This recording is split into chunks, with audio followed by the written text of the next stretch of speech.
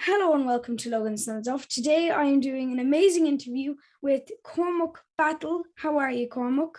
I'm very well. All the better for talking to you, Logan. Thank you. That's really, really nice.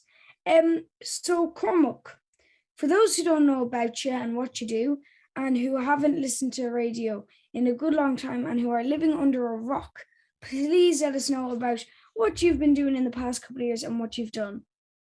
Well, I work in radio now. I work as a researcher. I work as a presenter on radio in RTÉ 2FM, and I work with Jennifer Zamparelli, and I have my own alternative music program as well. And before that, before I ever came to RTÉ, I spent 13 years playing in two bands, really. One called Kerbdog and another one called Wilt. So from the age of 19, I'd say, up to 32, I was a professional. That's what I did with my life. I played in a band, and that brings me up to where I am now.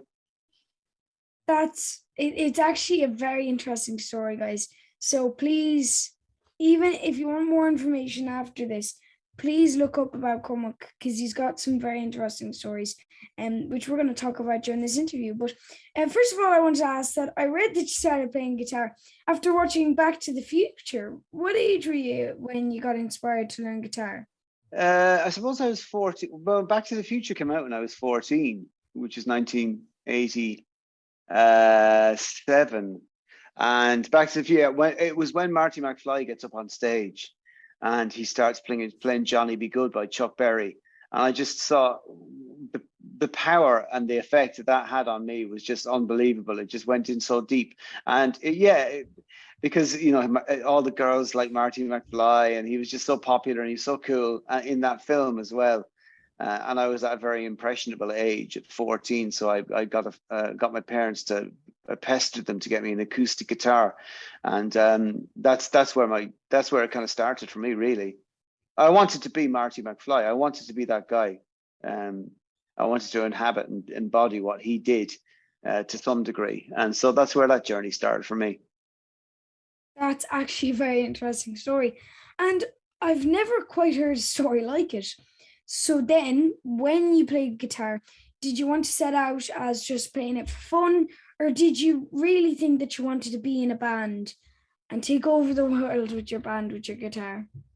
No, it was more just something to mess around with. The taking over the world with a band thing didn't come in for a few more years. What happened was, where I'm from in Kilkenny had in the early 90s, it had a very rich music scene, and there was a lot of people. We were all into bands. We were all in each other's bands. We were all into listening to music all the time. It was kind of vocational for us. It wasn't sport. It was all about music. And it was at that point that we started playing. I was in a band with a bunch of guys, a bunch of friends, and we started playing our own songs. And then we eventually went on to make a demo tape, which is what people did back then. And you'd send them off to record labels and they'd generally ignore you and you'd never hear from them again. But when we sent ours off, we started hearing back from all these record companies saying they wanted to see us, and where can we see you playing? And they all flew over to see us playing in Kilkenny, actually, a pub called the Pump House. And the following day we were offered a record deal by what's now Universal Records, Mercury Records at the time, and flew us over to London, signed a record deal, and started making records and albums and all that kind of stuff. And that's how it all started, really. That's really, really cool. And I see what you meant with demo tapes, that a lot of people would have been ignored, but it's quite interesting how you were picked up on one of the first tries, and that's really, really cool. So you play guitar, but do you play any other instruments? Not really. I can play the drums to a degree. I can play the bass. If you can play the guitar, you can play the bass. Oh yeah. So I can't play piano or anything like that. I'm not classically trained. I've never had a lesson on any instrument in my life, and I don't really know what the chords I'm playing are. I wouldn't be able to name any of them, and everything I play is, I don't know if you understand this, is everything is down in drop D, where I drop the E string down to D, and I don't know the notes of anything I play. I can't play covers. I can't play other people's songs. I can only play our own songs. So that's it. Yeah, I don't really have a command of the guitar either. I wouldn't say I'm an expert on it at all. Like, I don't sit down and practice guitar.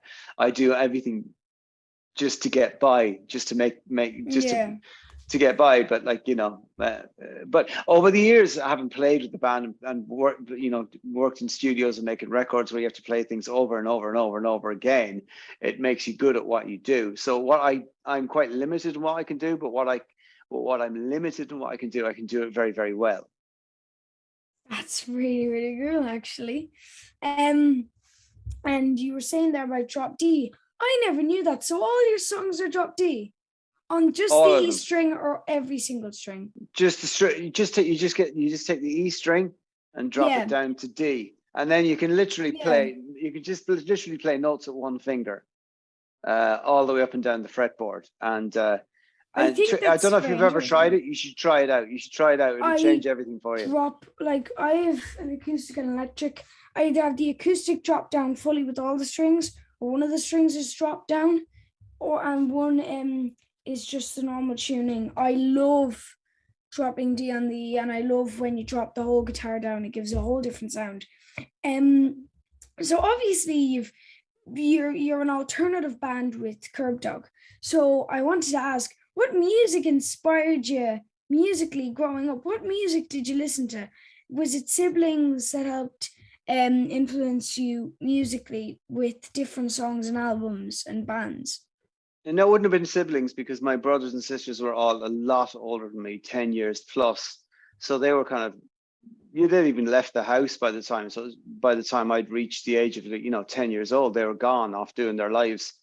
So it was more friends, other people's albums, friends of mine who are quite a big influence on me. And so I'd listen to their records, and then I got into buying my own records. And it was very alternative. It was very indie. We didn't like mainstream music. We didn't like music that was in the charts. We all thought we were too cool for that kind of stuff. And so it was underground music that we used to listen to, a bit like, stuff like Fugazi, for instance, and bands like Sonic Youth. I don't know if you know these bands because you're very young. I do know Sonic Youth, and I know Fugazi. Sonic Youth they've actually got a new album out called In Out In.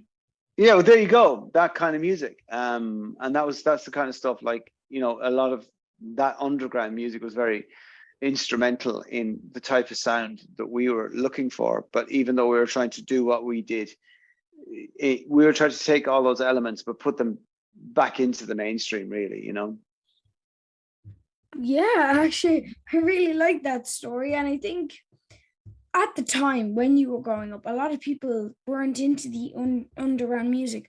A lot of people grew up with the Beatles and rock music, and that's what influenced them. But I think it's very interesting that you listened to that kind of music when you were growing up. So you were talking about earlier where you were saying you got signed with a record deal for Universal. So what happened after that? How did your journey into the music industry go after that? Well, for us, we felt like we'd won the lottery. Like, I was only 19 years old when we got a record deal. So, like, I know you're 11, but like, even when you're 19, you're still fairly inexperienced in, living in the world, So it was quite a shock to the system. We moved to London, all of us, and we started rehearsing. And then quite quickly, we went into this fabulous studio. There was a lot of money around back then because record companies were very, very wealthy because they were selling CDs, and CDs were making huge profits. So there's lots of money to give bands like us, small bands, to go off to these, these luxurious residential recording studios out in the country. And we did that pretty much straight away. A place called Rockfield Studios, and we recorded our first album there. And then you'd release singles, and they'd get reviewed. Then you go on tour. You go on tour with other bands. You generally be a support band when you're a small band like us. So we toured with bands like Therapy, you might remember them, and various other brilliant.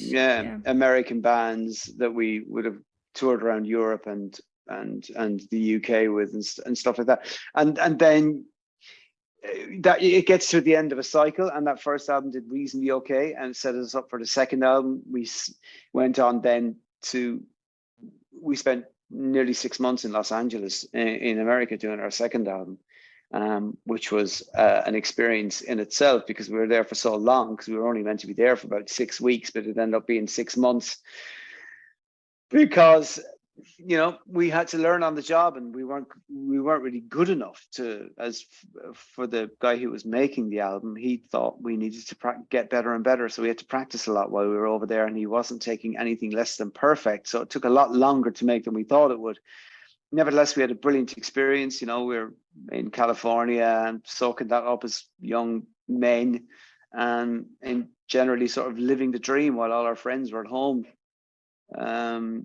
working in jobs, and just getting into the normal rat race of life. We kind of sidestepped that for a while, and it was a glorious time in our life, and we made what we thought was a pretty fantastic record as well, called On the Turn. It was. Yeah, I'm very familiar with On the Turn, actually. I really like that album. And when you recorded your albums, was it easier or more difficult than you thought?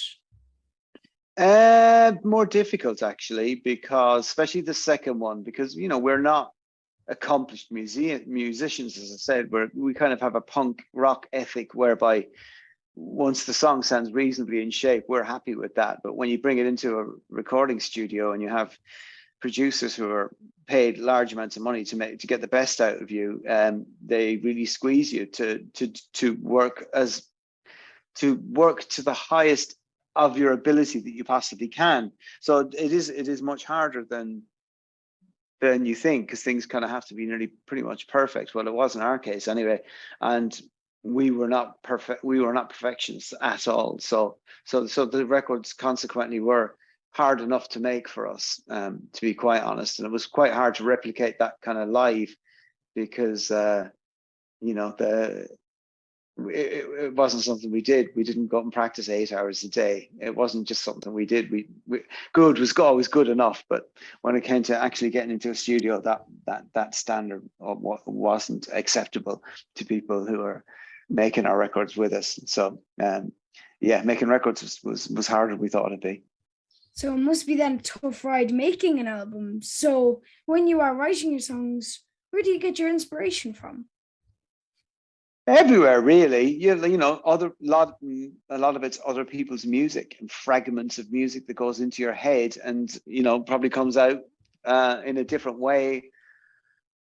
Television, I'd hear things on television, and they give me an idea for a song, or even a theme tune, or a bit of classical music, and then you just sit down with the guitar, and I generally just sit there with the guitar and mess about until I found something that I found interesting, and I'd work on that and expand it out. And generally, the way we worked, we'd have a whole song without any voice record. I could play the whole song from start to finish without any vocals. The vocals would always come at the very end. So the song would even exist in its entirety in instrumental form before vocals would even be considered. So that's just the way it kind of came together. I would generally write the music, and the boys we'd all collaborate then to put it all together. Oh, wow, it's cool the way your songs come together, that they kind of link together with all the different instruments and tracks that you put in to make the song. So who or what musicians inspire you today? And are there any musicians that you think people should look out for? Now, as in today's music? Yes, currently. Yeah, there is. It doesn't have to be modern. I mean, at the moment, are there any people that you're listening to from any time frame that you think are good?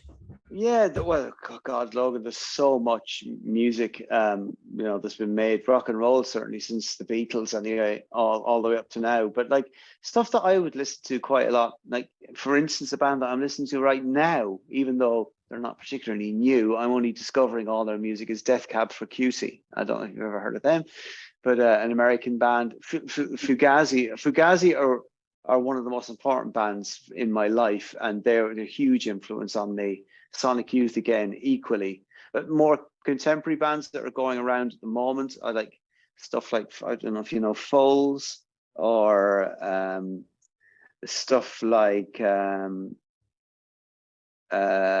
National. I like The National quite a lot.